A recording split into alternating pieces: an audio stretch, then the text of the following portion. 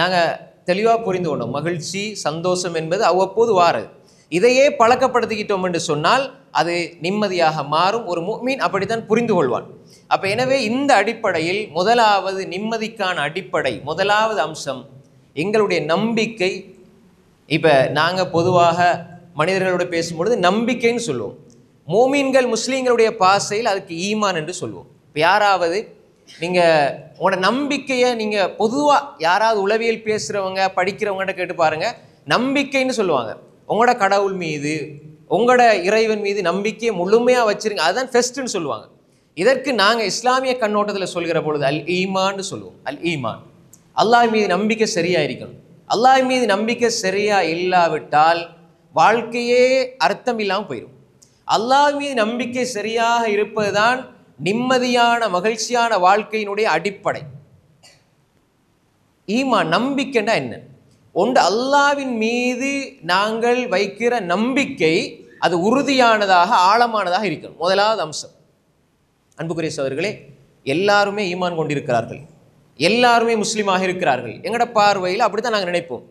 ஆனால் எல்லா மனிதர்களும் அல்லாஹோடு உறுதியான நம்பிக்கை வைத்திருக்கிறார்களா, அல்லாவை உறுதியாக நம்பி இருக்கிறார்களா என்றால் அதில் விகிதாசாரம் 100%, 95%, 98%, 97%, 80% அப்படியே 10% இருக்கும், 5% இருக்கும்.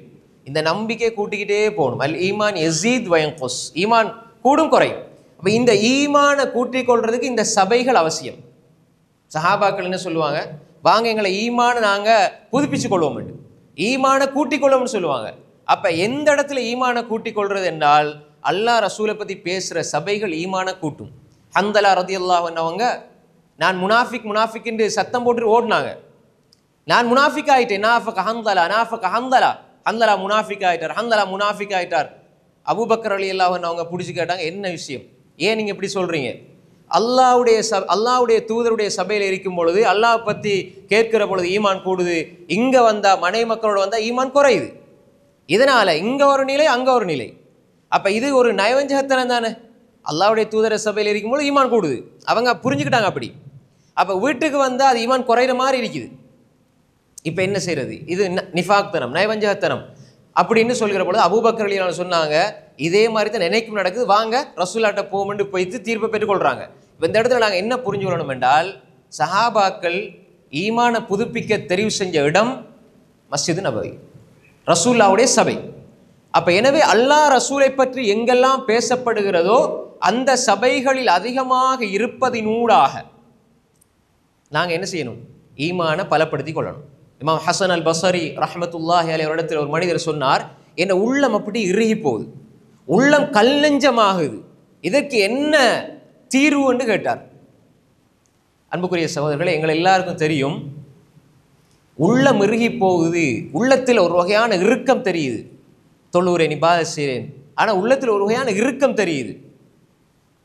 இது உடல் சார்ந்த இறுக்கம் அல்ல, இது ஈமான் சார்ந்த ஒரு இறுக்கம்.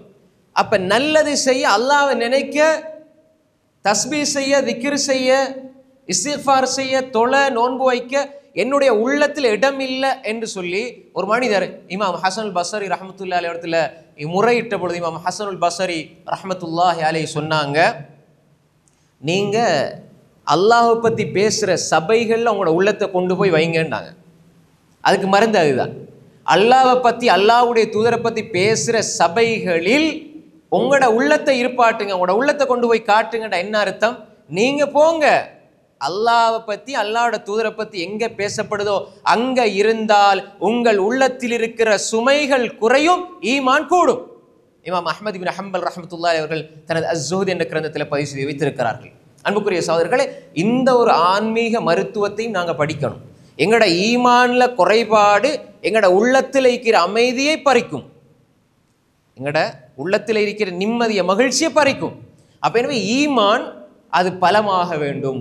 அல்லாஹ்வை பற்றி பேசுகிற பொழுது, அல்லாஹ் பற்றி ஞாபகப்படுத்துகிற பொழுது உள்ளங்களில் ஒரு நடுக்கம் வரும். அது நடுக்கம் அல்ல, உள்ளத்துக்கு அல்லாஹு தஆலா ஒரு மகிழ்ச்சியை கொடுப்பதற்காக அதை அல்லாஹ் சுத்திகரிக்கிறான். இன்னமல் முஃமினூன அல்லதீன இதா ذுகிரல்லாஹ் வஜிலத் குலூபுஹும் வஇதா துலியத் அலைஹிம் ஆயாத்துஹு ஜாதத்ஹும் ஈமானா இன்னமல் முஃமினூன அல்லதீன இதா துக்கிரல்லாஹ் முஃமின்கள் இறை விசுவாசிகள் அல்லாஹ் என்று சொல்லப்பட்டால் வேற ஒன்றும் இல்லை அல்லாஹ் ஞாபகப்படுத்தப்பட்டால் இதா துக்கிரல்லாஹ் அல்லாஹ் என்று சொல்லப்பட்டாலே வஜிலத் குலூபுஹும் அவருடைய இதயங்கள் நடுங்கும் வைதா துலியத் அலைஹிம் ஆயாத்துஹு ஜாதத்ஹும் ஈமானா அல்லாஹ்வுடைய வசனங்கள் திலாவத் செய்யப்பட்டால் இப்போ நாங்கள் வாசிக்கிறோம் குர்ஆனை வாசிக்கிறோம்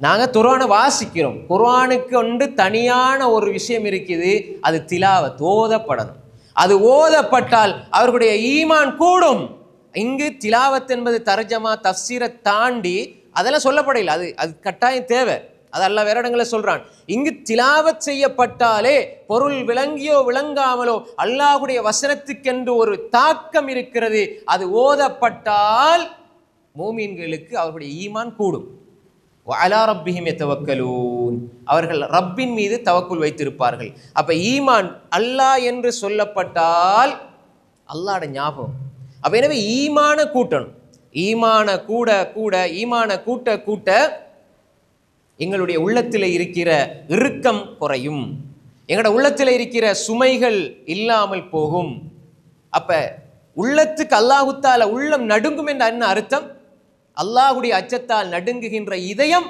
அது ஆனந்தத்தை மகிழ்ச்சியை சுவைக்கிறது வைதா துலியத் அலைஹிம் ஆயாத்து ஸாதத்துஹும் ஈமானா ஈமான் கூடுது ஏன் இதயம் நடுங்குது ஈமான் கூடுது இதயம் நடுங்குது ஈமான் கூடுது உள்ளத்திலே நிம்மதியும் அமைதியும் பிரவாகம் எடுக்கிறது அல்லாஹ் தஆலா அப்படித்தான் வச்சிருக்கிறான் எனவே எங்களுடைய உள்ள மகிழ்ச்சியாகணும்டா நாங்கள் அடிக்கடி இந்த மாதிரி சபைகளில் உட்காரணும் அல்லாஹ் படிக்கணும் அல்லாஹ்வுடைய தூதரை படிக்கணும் அல்லாஹ்வுடைய வசனங்களை கேட்கணும் தர்ஜமா படிக்கணும் தஃப்சீரை படிக்கணும் குர்ஆனை பெரட்டணும் சூரா ஃபாத்திஹா ஓதணும் சூரா அல் பக்ரா ஓதணும் ஆல் இம்ரான் ஓதணும் நிசா ஓதணும் மாயிதா அன்ஆம் ஆராஃப் அன்ஃபால் தௌபா இப்படி அத்தியாயங்கள் பெரட்டணும் குர்ஆனோடு ஒரு மனிதனுடைய வாழ்க்கை அல்லாஹ் படிக்கணும் என்ற ரப் யார் அவங்க எங்கே இருந்தாலும் இப்போ நாங்கள் இஷால ஓதணுமே அல்லதீன எதுக்குருன் அல்லாஹ் கியாம வ குஊதன் வ அலா ஜுனூபிஹிம் சாய்ந்த அல்லதீன எதுக்குருன் அல்லாஹ் திக்ர் செய்வாங்கண்டா என்ன அர்த்தம் நின்ற நிலையில் அல்லாஹ் பற்றி நினைப்பாங்க